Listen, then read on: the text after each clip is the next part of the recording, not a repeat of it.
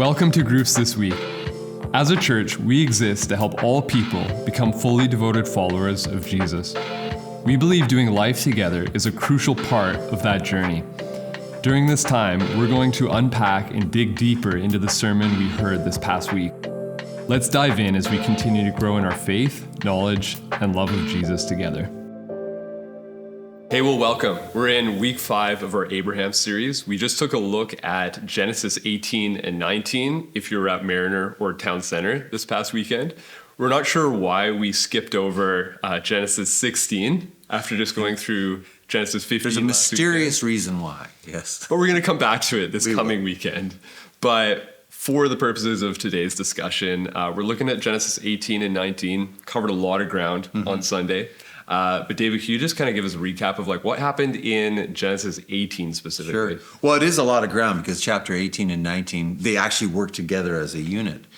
So it is a challenge to preach through such a lengthy text. But in chapter 18, what we see happening, and one of the key themes, is a relationship that's growing and deepening between Abraham and God. And that is what the theme of this whole series is about, is walking in faith. What does it look like to live a life of faith? And we're seeing Abraham learning what this looks like. You see him providing hospitality when he's entertaining angels, as the old Newsboys song was. He speaks to God. God speaks to him. God reveals to Abraham what his plans are going to be. And so you see this deepening relationship between Abraham and God to the point where God reveals to Abraham that he's going to bring judgment on Sodom and Gomorrah.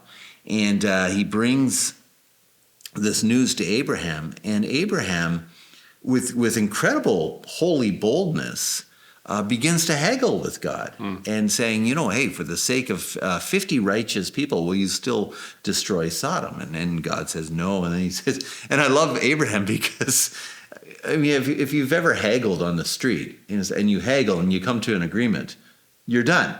But Abraham's not done. So he's like, so we've agreed on 50. Let's try 45. Right. Let's try 40. And he keeps going down until he gets to about 10. And what you see in this is you see a holy boldness in Abraham because he's growing in faith with God. And you also see God extending grace upon grace to the point of almost absurdity, because what we do know about Sodom is that it is a place that is under judgment because of its incredible wickedness. But even in the midst of that, you see God is continuing to extend grace. So it's an amazing passage, and I think it does reveal like a lot about faith and a lot about who God is and what it means to know Him and to speak to Him almost with reverence, but with a growing familiarity, and that's what we see in this passage. Yeah. If we drill down on that like a little more, so Abraham negotiates all the way down from like 50 to 10 righteous people to spare the city of Sodom. And like, what does this tell us about like God's relationship with Abraham, and by implication, maybe even like our own relationships with God, as far as like being able to talk with Him and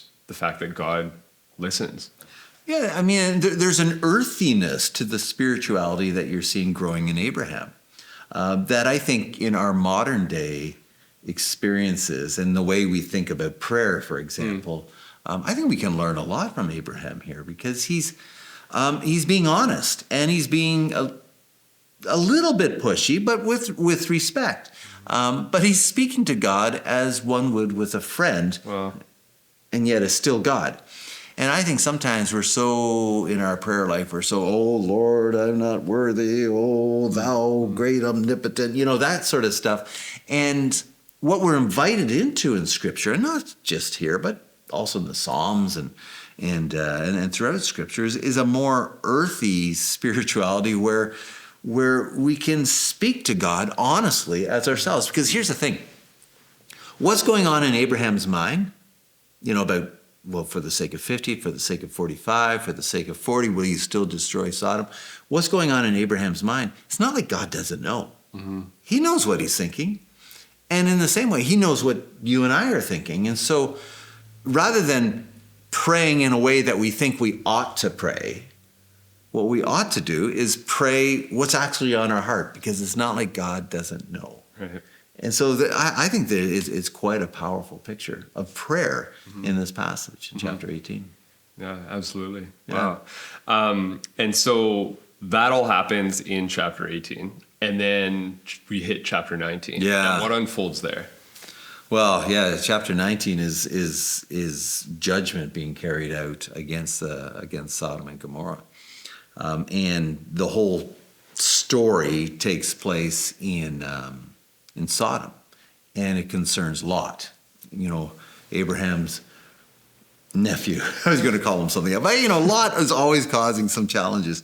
And I mean, there's so much in the passage, and as you heard on the weekend, but Lot, how he interacts with these angels that came, is almost a counterpoint to how Abraham does it. Abraham shows great hospitality. Lot shows rushed hospitality. Abraham haggles for the sake of the righteous, for the sake of showing grace to the city. We find Lot at the end of chapter 19 haggling with the angels over where he could stay and what kind of place that he can go to where it's still comfortable. Because the thing about Lot that emerges in the text is that Lot has kind of given up in being a pilgrim, in walking with God. Wow. Because we find him in the city gates. And we find him in the city gates of Sodom, which means he's now, I don't know, he's like councilman or something like that. He's a position of authority. He's bought a condo. He's no longer walking with God. He's settled in Sodom. And it's easy in life to settle in things and stop walking with God. And so he kind of gave up the pilgrim life. And even at the very end, he's still negotiating with God, but not for the sake of others, but for the sake of himself. And it's a pretty dark passage. But it's a passage where I think you see the consequences of not walking with God and wanting to do things in your own way apart from God. Yeah. Yeah. And I think in this chapter, we also see there's a big question that comes up, which is why would a good God carry out judgment on an entire city? And I think that's probably the key question that skeptics even ask of the Christian faith is why would a good, loving God allow people to suffer? So what do you think about this? God does carry out judgment. Well, that's a big question. And who better to ask than a lot better. Would be better to ask. But how do we reconcile this?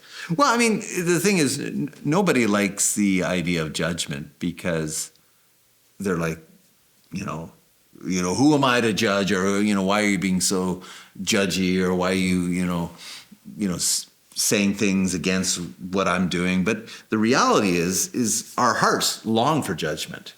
Because if you say, oh, God should not judge, then what do you do with guys like Hitler? What do you do with guys like Stalin? What do you do with the Pol Pots of this world? What do you do with someone who commits horrible crimes, gets away with it, and dies peacefully in his sleep? Or you're like, oh, that's okay? No, our hearts say there ought to be judgment. And that is a picture what we have in Sodom. And what's described in Sodom in terms of how degenerate the city had become it's a pretty poignant, stark picture of evil in the city, of violence, incredible violence. And it permeates the generations, because it's an interesting little thing. It says you have men, old and young, who are perpetuating this violence. And so our hearts say, well, how could God judge? And yet, I think deep down, our hearts long for justice. We don't want people to get away with things.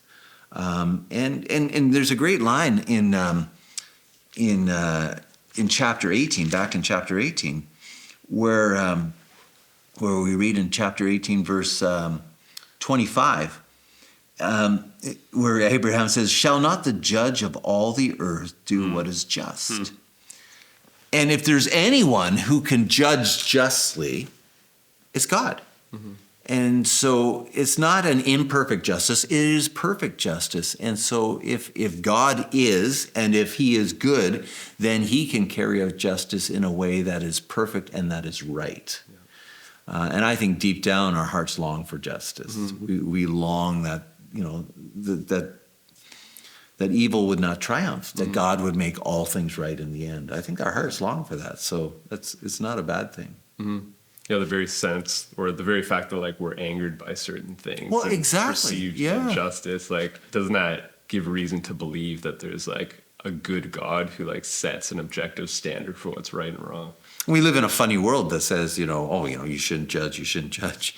And yet our hearts still long for God to make everything right. Right. And there's a lot that's wrong in this world. Yeah. Well, maybe one final question is just like, what can we learn from Genesis 18 and 19 as far as like our discipleship goes? Like, what are some maybe key lessons, even for you, David, that you might take away from this passage? Yeah, I mean, it's something that I've talked about quite often, and I mentioned is you don't pitch your tent near Sodom. Mm-hmm. That's where you see Lot back in chapter 13. He pitches his tent near Sodom. He's not moving into Sodom. I'm still a sojourner. I'm still walking with you, God. I'm still a pilgrim. But he pitches his tent near Sodom. And there's such an interesting contrast because Abraham wakes up in the morning and he sees the altar of the Lord. Mm-hmm. So he's reminded of worship. Lot wakes up in the morning, and what does he see? He sees the streets of Sodom. Mm. And he flirts with a reality that's going to do a number on him. Yeah. Now, you can substitute Sodom for all sorts of things. Mm-hmm. The Sodom could be the stock market. Sodom could be pornography. Sodom could be all sorts of things. And it's like, well, I'm not actually going into that. I'm just getting close to it. Mm-hmm. Well, next thing you know, Lot's full on in, and he stopped walking with God. Mm-hmm.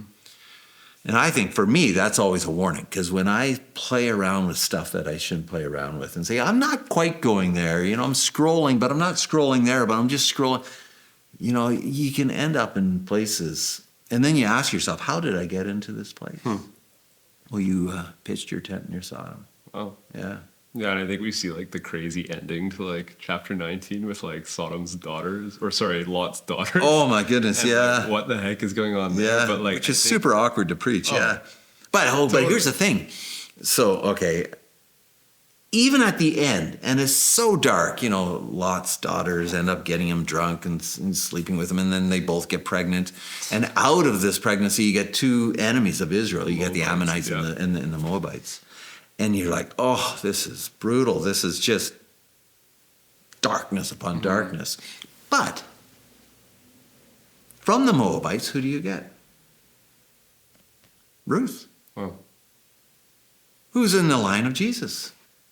And so it's a reminder of God's incredible grace that he can redeem even the darkest situation. Even this horrible situation at the end. Out of the Moabites comes the one who's in the lineage of Jesus. I mean, that's a picture of God's grace again and again. Incredible. Yeah. Well, thanks, David. Hey, you're welcome. Yeah, it's a fun passage, eh? No kidding. Thanks. We hope you enjoyed the teaching today. If you're wanting to follow along with our community group's discussion guide with your group, you can head to cachurch.ca/media, where you can find the discussion guide. Not only are there questions there related to the sermon, but there's also prayer prompts that relate to the passage or the topic that we were talking about, and practices that you can, on an individual level or a group level, begin integrating into your life to not only bring this knowledge into your mind, but to begin living it out.